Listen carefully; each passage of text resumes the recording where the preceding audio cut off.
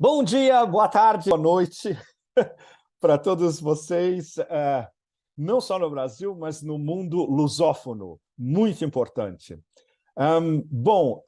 Esse é o nosso segundo café. Vocês estão na Tailândia ainda.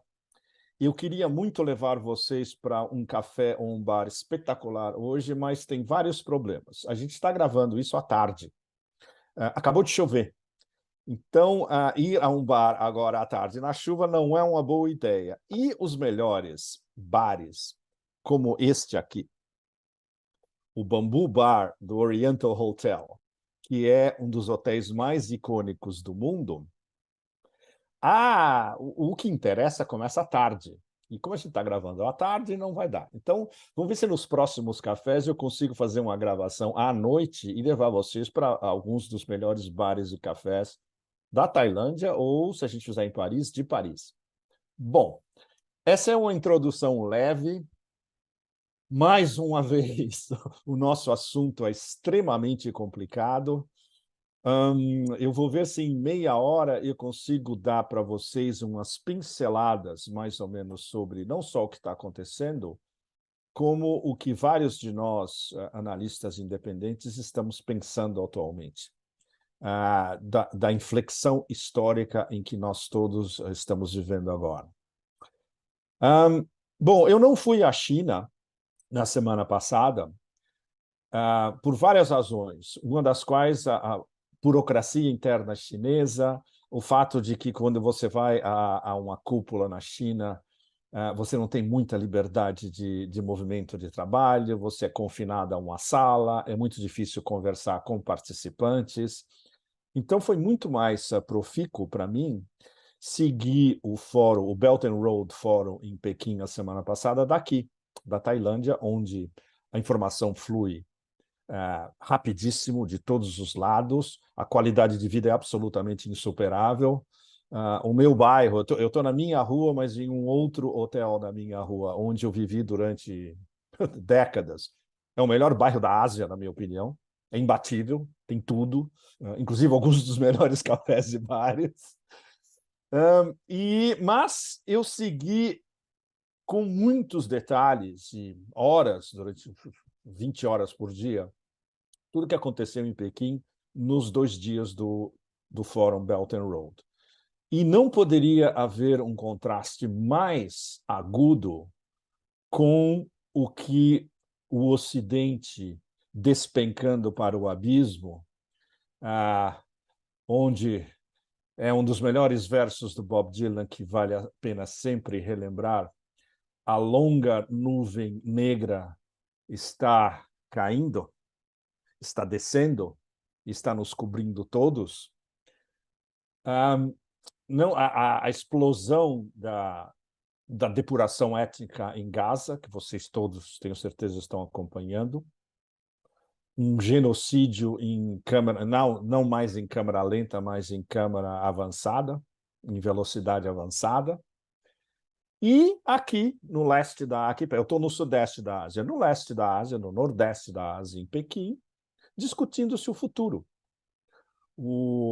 A integração não só da Eurásia como um todo, mas da Afro-Eurásia, porque o projeto de integração iniciado pelos chineses e agora com os russos totalmente a bordo, que foi um dos temas da conversa do Putin com o Xi em Pequim, extremamente avançados e, claro, com a adesão dos outros continentes, África e, evidentemente, América Latina.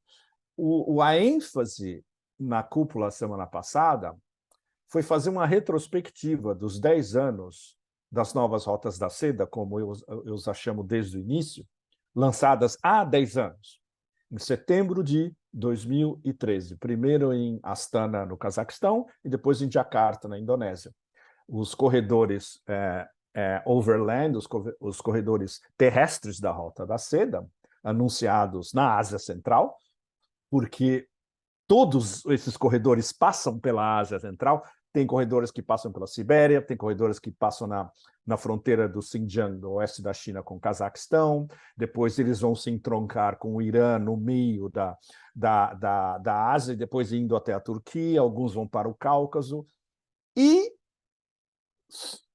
a la chinesa, claro, tudo pensado cuidadosamente, a rota marítima da seda passa pela Indonésia, por o arquipélago, a principal potência de todo o sudeste da Ásia. Então, eles fizeram, na semana passada, a retrospectiva de tudo que foi feito em projetos de corredores de conectividade, desenvolvimento sustentado, investimento em infraestrutura. Praticamente $1 trilhão em projetos desses últimos 10 anos, especialmente na Ásia Central, em boa parte no sudeste da Ásia e na África. E começaram a coordenar, basicamente, o que vai, digamos, as rotas da seda 2.0 a partir de agora. Como vai ser o processo agora, ainda mais acelerado pela adesão total dos russos, onde entra o desenvolvimento do extremo leste russo, que é o que a gente viu no Fórum de Vladivostok em setembro, o conceito russo de grande parceria euroasiática, que foi elaborado em 2018, é uma doutrina oficial russa. E eu tive a oportunidade de conversar sobre isso no Fórum do Valdai, em Sochi, com um dos idealizadores e um dos redatores principais dessa noção, Sergei Karaganov. Então, tudo isso está totalmente interligado. É a história que eu venho acompanhando há 10 anos, praticamente, se não todo dia, toda semana, com certeza, escrevendo incontáveis números de colunas sobre isso, faz parte dos livros que eu publiquei nesses últimos anos também. E quando você vê na sua frente, nesses 10 anos, tudo que foi feito dentro de uma plataforma aberta, as novas rotas da seda são uma plataforma aberta. Você, como um governo soberano, e uma nação soberana, você pode se juntar ou não. Ninguém está te forçando a nada. E aí vocês discutem com os chineses, discutem com companhias chinesas, planos e projetos de desenvolvimento que vão ser úteis para o seu país e vão ser interessantes também para os chineses que vão estar financiando a maior parte desses projetos. É uma plataforma aberta. É um plano chinês de desenvolvimento do Sul global aberto a todos. E não é à toa que isso cativou a maioria absoluta do Sul global, porque há entre 140 e 150 países que são partners diretos das novas rotas da seda, e várias instituições internacionais. E tem instituições financeiras que ajudam diretamente os projetos, como o Fundo da Rota da Seda chinês, bancos chineses, e esperamos daqui para frente muito mais o Banco dos BRICS, o NDB, New Development Bank. Bom, então tudo isso foi discutido a semana passada com o hóspede de honra do Fórum, presidente Vladimir Putin, com delegações muito importantes de países da Ásia Central, do Sudeste da Ásia, especialmente. Por exemplo, na entrada do jantar de gala do Fórum, o primeiro a entrar na sala, junto com Xi Jinping, foi Putin. Logo atrás vinham os 3 convidados de honra principais das rotas da seda na Ásia Central e no Sudeste da Ásia. Os presidentes do Cazaquistão e do Uzbequistão e o presidente da Indonésia. Os chineses pensar a longo prazo, qualificar o projeto a curto, médio e longo prazo e atenção ao protocolo ao mesmo tempo. E, claro, toda a pompa e circunstância de um projeto que eles sabem que é importante para o Sul global inteiro, não só do ponto de vista chinês de que o conceito principal da política externa chinesa, elaborado há 10 anos, e vai continuar sendo o principal até pelo menos a metade desse século, se não além. E para o Sul Global é um projeto único na história, que é armar uma rede, uma network gigantesca, não só na Eurásia, na Afro-Eurásia, mas também na América Latina, grande parte do Sul Global, de desenvolvimento sustentado, corredores de conectividade, investimento em infraestrutura e uma união do Sul Global para um desenvolvimento que escapa completamente à lógica imperial, como a gente sabe, que é guerras eternas, dividir para reinar, e o que eles chamam, sem nenhuma base realista, estrutural, histórica, conceitual, etc., de regras internacionais baseada em ordem internacional baseada em regras, tradução literal do inglês, que não quer dizer absolutamente nada, porque as regras eles mudam com o estalar dos dedos. E isso já foi dito diretamente por líderes de praticamente todo o Sul Global, desde Putin e Xi a Raisi no Irã, a líderes da África e da América Latina. Bom, então essa oposição, esse clash total, não de civilizações, mas de paradigmas, na verdade. É um clash de civilizações porque, entre aspas, a dita civilização ocidental, hoje, se autorrepresenta como basicamente os anglo-saxões controlando o sistema financeiro internacional e a geopolítica internacional, basicamente, no caso dos americanos, com um apoio subterrâneo, lateral e, inclusive, conceitual dos ingleses, que entendem muito mais de império do que os próprios americanos, herança do Império Britânico. E, do outro lado, um concerto de civilizações, a gente pode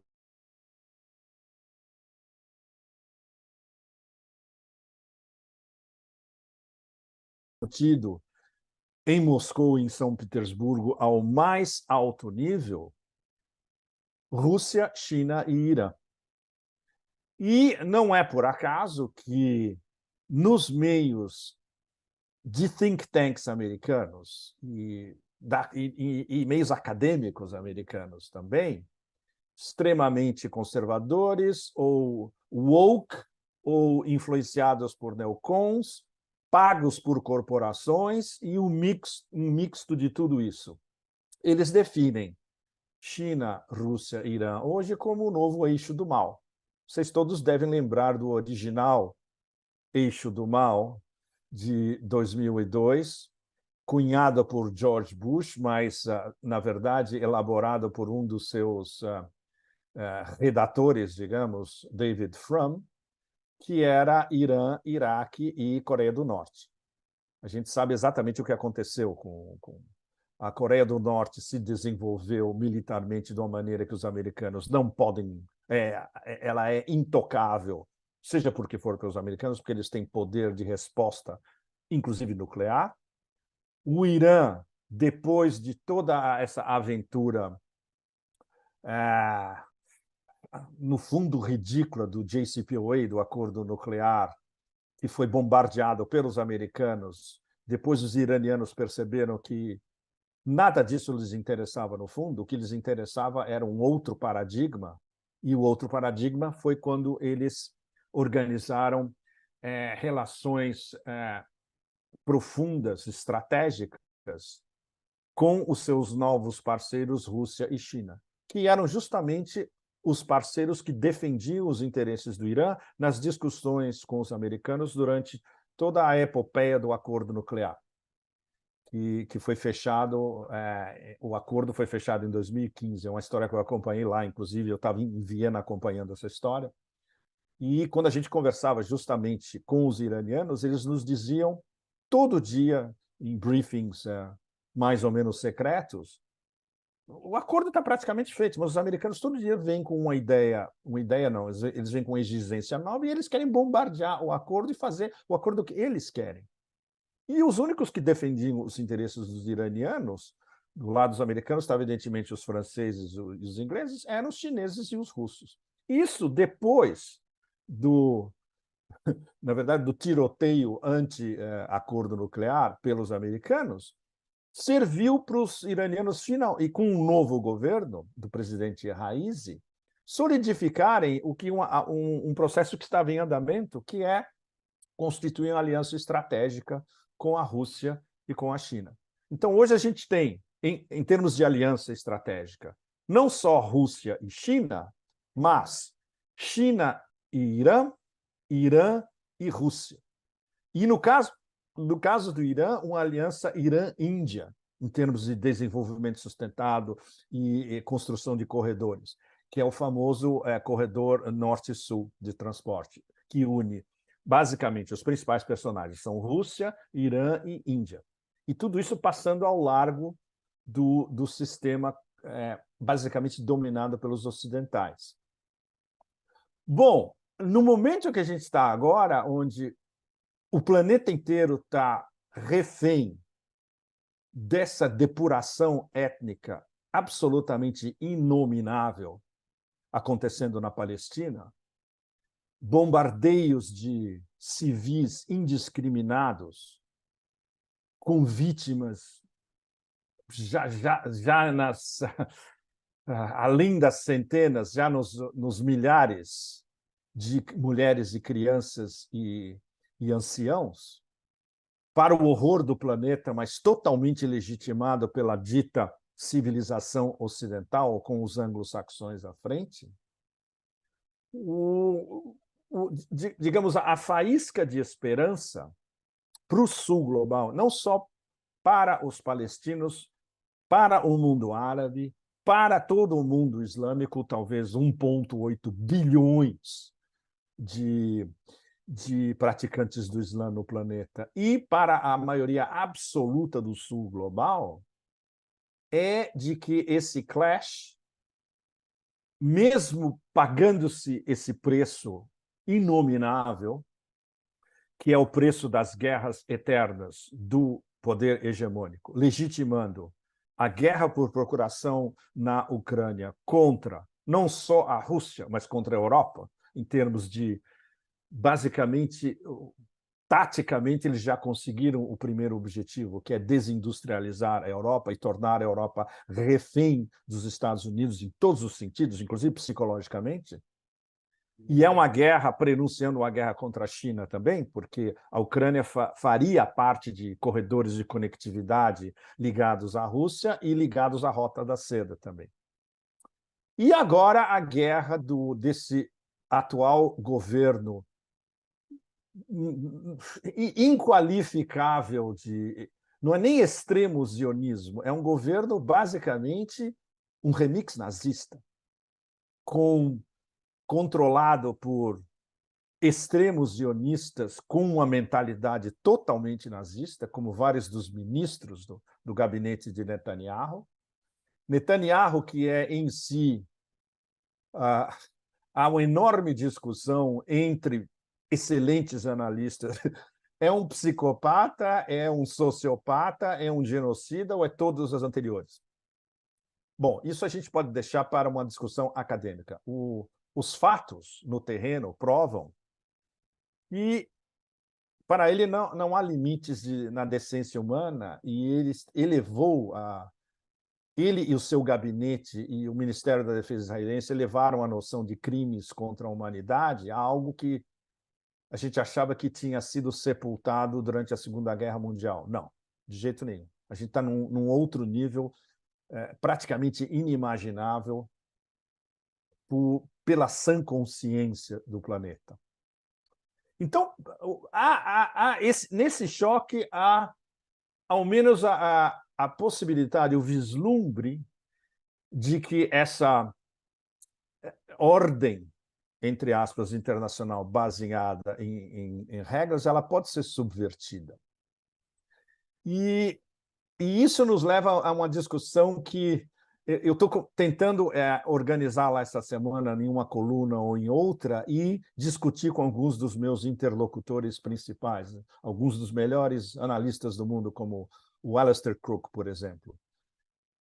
é o fato de que a Europa está, basicamente, engatada nessa locomotiva suicida de um poder americano à deriva completamente, realmente é um trem, não é nem um trem-bala, porque eles não sabem fazer trem-bala, é um trem à deriva do Partido Democrata e dos neocons por trás das cortinas, controlando não só o boneco de pano na Casa Branca, como todos os seus mensageiros ao lado, e várias instâncias visuais do trem desgovernado aparecem cada vez que o boneco de pano se acerca a um microfone, como vocês viram há alguns dias no Air Force One, voltando da sua visita relâmpago a Israel, onde ele legitimou o genocídio em marcha em Israel.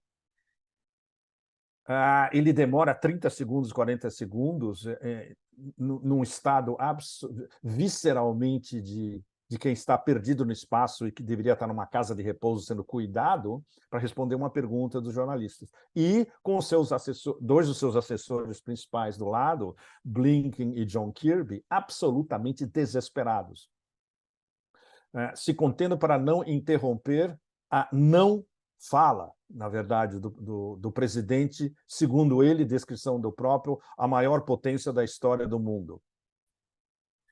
Bom, voltando ao X da discussão no momento que eu estou tentando organizar, que é a possibilidade do mundo árabe, depois desse raid suicida, na verdade, das várias facções da resistência palestina em Gaza, não só do Hamas, mas de todas as outras. Foi uma operação conjunta. Eles sacrificaram muita coisa com isso. Inclusive, eles sacrificaram, sabendo que a resposta de Israel ia ser absolutamente brutal, e as vítimas principais iam ser civis, que é exatamente o que a gente está vendo na nossa frente agora. Mas o grande plano por trás disso é algo muito mais complexo. Pode ser a faísca para o mundo árabe como um todo finalmente fazer o que os chineses fizeram algumas décadas atrás, quando os chineses passaram a borracha e se vingaram do que eles chamam de século de humilhação, quando eles eram basicamente invadidos, espoliados e ocupados por poderes coloniais ocidentais, e no caso do Japão, um poder asiático, mas alinhado com poderes ocidentais. E o mundo árabe, depois de um século, e basicamente um século, desde a Primeira Guerra Mundial e desde a Declaração Balfour de 1917, onde Lord Balfour basicamente entregou aos Rothschild uma nação zionista no Oriente Médio. Foi o prolegômeno da criação de Israel.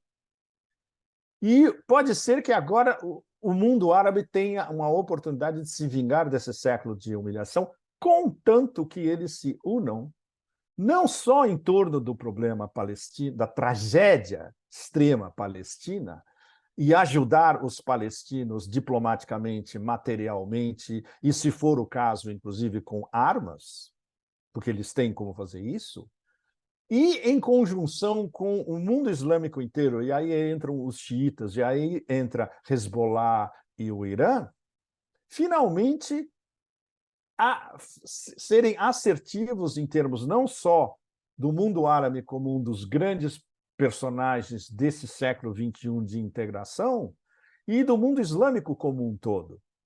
Para isso precisa acontecer muita coisa, a gente está nos prolegômenos. Para isso precisa acontecer, por exemplo, que nações como Egito, Jordânia e Emirados Árabes Unidos não tenham uma postura ambígua, não mais em relação à tragédia palestina. E isso, os palestinos muito bem educados que vivem em Gaza e na Cisjordânia, os que conseguem ainda ter acesso à internet, eles estão mandando essa mensagem diretamente para todos nós, no sul global e no mundo em desenvolvimento, e inclusive muita gente no norte global também.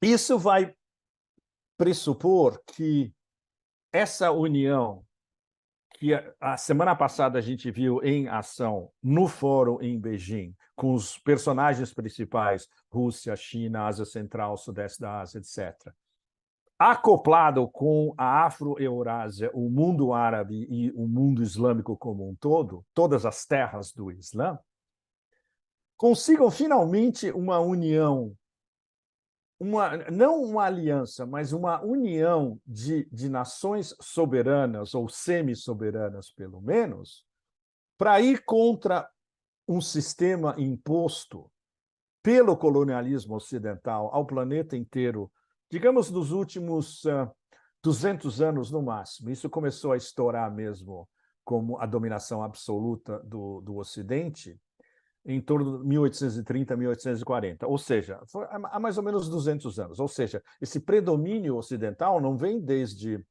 o século XVI, vem de apenas 200 anos, que, em termos históricos, é absolutamente nada. E os chineses, com 5.000 anos de civilização, sabem disso melhor do que todo mundo. Esse sistema tem essa conceptualização vem de um scholar chinês absolutamente brilhante. Ele faz parte de um grupo nosso onde a gente troca análises, onde há vários scholars chineses de altíssimo nível, todos eles fluentes em inglês, por sinal, e que adoram conversar com analistas ocidentais. Ele colocou a exploração colonial do Ocidente e neocolonial em termos dos 6 Es. É sensacional essa qualificação. Expansão, extração, expropriação, escravidão, evangelização e extermínio. A gente está vendo tudo isso em ação na jaula de Gaza no momento. Todos os 6 esses estão em ação em Gaza no momento, aplicados pelo mini-hegemônico regional Israel, controlado por zionistas completamente fora de qualquer esquadro, inclusive humano. E esses 6 Es foram sempre o X da questão na dominação do colonialismo, do neocolonialismo ocidental, em todo o sul global nos últimos 200 anos. Então, é contra isso que a nova união do sul global e do planeta em desenvolvimento tem que se unir e tem que lutar diretamente. Claro, vocês imaginam que esse é um projeto não para as próximas semanas, décadas ou anos. É um projeto para as próximas décadas, um projeto para o século XXI inteiro. Tem 2 guias desse projeto, como a gente volta sempre a falar o tempo todo, a Rússia e a China. Pelas rotas da seda, pelo fato de que eles estão alinhados, né, nessa interconexão de instâncias multilaterais, como a Organização de Cooperação de Xangai, os BRICS, que a partir de 1º de janeiro, viram BRICS 11, sob a presidência russa o ano que vem. A cúpula dos BRICS vai ser em Kazan o ano que vem. As grandes decisões dos BRICS 11 vão ser todas vindas, basicamente, da presidência russa. E isso é, digamos, um norte, uma bússola para todo mundo no sul global que quer se unir aos BRICS e que está pensando a curto, médio e longo prazo em ir contra o domínio desses 6 Es. Os Es da exploração e, em vários casos, no caso das guerras eternas, extermínio. Se vocês contabilizam, por exemplo, o número de exterminados nas guerras eternas do poder hegemônico apenas no século XXI, começando com o Afeganistão, passando por Iraque, depois a guerra por procuração na Síria, a guerra da OTAN na Líbia, Iêmen e Ucrânia por procuração também, e agora na Palestina, são mais de 40 milhões de mortes. É um negócio completamente alucinante, a níveis de morticínio das guerras mundiais. Então, é uma guerra mundial não declarada, sim, no caso do poder hegemônico, como uma guerra contra o terror, mas que a gente viu durante esses primeiros 23 anos do século XXI, que é uma guerra do terror. é uma guerra manufaturada pelo terror. E é uma guerra que impinge o terror a quem não se dobra às tais regras da ordem internacional. Não por acaso, praticamente todos são países islâmicos. Mas no caso da Rússia, a Rússia é um caso principal, eslavos. No caso da Iugoslávia também, eslavos. Ou seja, é uma guerra essencialmente contra islâmicos eslavos e, em certas declinações, latino-americanos também. Quando nós colocamos Cuba e Venezuela, também. Cuba e Venezuela estão sob guerra por procuração, sob embargo, sob ataque direto, no caso de Cuba, há 6 décadas. No caso da Venezuela, há 2 décadas e meia. Bom, nós estamos chegando ao fim do nosso tempo, infelizmente. Eu estava apenas começando a nossa conversa. Bom, mas tem algumas coisas muito importantes que eu queria deixar mais ou menos jogando, digamos, a bola para nosso próximo café, que provavelmente vai ser na Europa, vai ser na França ou na Itália, provavelmente. O Ocidente perdeu o avanço tecnológico e militar que ele tinha durante esses 200 anos, que eram basicamente as ferramentas de dominação que eram usadas pelo Ocidente desde 1830 e 1840, meio do século XIX. O problema é que isso, do ponto de vista das elites atlanticistas que controlam, running the show, como nós dizemos, os caras que controlam a performance lá por trás, não são esses vagabundos que aparecem todo dia nas TVs e nas redes sociais. Para eles é um absoluto anátema, porque agora existe uma competição direta de um projeto conjunto do Sul global, liderado pela Rússia e pela China, e eles não têm resposta contra isso. Porque o único plano desde o início eram os 6 Es, que nós como é que chama? Colocamos alguns minutos atrás, e as guerras eternas, que foi o plano elaborado desde o 11 de setembro. Bom, agora, como eles vão conseguir se livrar do fato de que existe uma competição no mercado e que eles não têm como responder a isso? Essa é a nossa grande questão para as próximas semanas, meses e décadas, na verdade. Para terminar com, pelo menos por enquanto, e eu nem citei um monte de coisa que estava nas minhas notas, tudo bem, fica para o próximo. Eu ia citar, inclusive, Alice nas Maravilhas, que muitos de vocês devem ter lido, inclusive quando vocês eram crianças ainda. Tem um diálogo sensacional sobre a loucura na Alice no País das Maravilhas, onde o gato de Cheshire diz para Alice: nós somos todos loucos. Alice pergunta: mas eu não quero estar aqui no meio de todo esse povo louco.